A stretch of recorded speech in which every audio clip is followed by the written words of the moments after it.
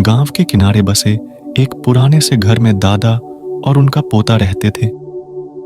दादा के झुर्रियों वाले चेहरे पर जीवन की लंबी यात्रा की कहानियां थीं और उनके हाथों की लकीरें उनकी मेहनत की गवाही देती थीं।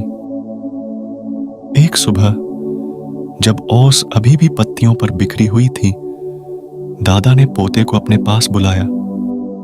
उनकी आवाज में एक गहराई थी, जैसे वे अपने दिल की गहराइयों से कुछ कहना चाहते हों।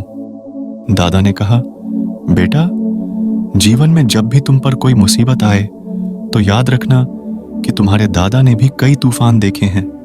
पोते ने दादा की आंखों में देखा, जहां उनकी बातों की गहराई झलक रही थी। उसने दादा का हाथ थामा और बोला, दादा, आपके बिना मैं यह सब कैसे सीख पाता? दादा ने मुस्कुराकर जवाब दिया, तुम मेरी ताकत हो और मैं तुम्हारा सहारा।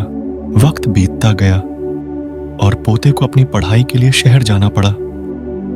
दादा ने उसे विदा किया, लेकिन उनकी आंखों में उदासी थी। वे जानते थे कि अब उनके दिन अकेले ही गुजरेंगे। शहर में पोते का जीवन व्यस्त था, लेकिन दादा की यादें उसे हमेशा साथ रखती थीं। उसे अपने दादा की बातें, उनकी हंसी, उनके साथ बिताए गए पल याद आते रहते। एक दिन जब पोता अपनी पढ़ाई पूरी कर चुका था, उसने फैसला किया कि वह वापस गांव जाएगा और दादा के साथ रहेगा और उनकी सेवा करेगा। उसने अपने दादा को यह खबर देने के लिए फोन किया, लेकिन फोन किसी ने नहीं उठाया। चिंतित होकर पोता तुरंत गांव की ओर चल पड़ा। जब वह घर पहुंचा तो देखा कि दादा बिस्तर पर लेटे हुए थे। उनकी सांसें भारी थीं। पोते ने दादा का हाथ थामा और बोला, दादाजी, मैं वापस आ गया हूं।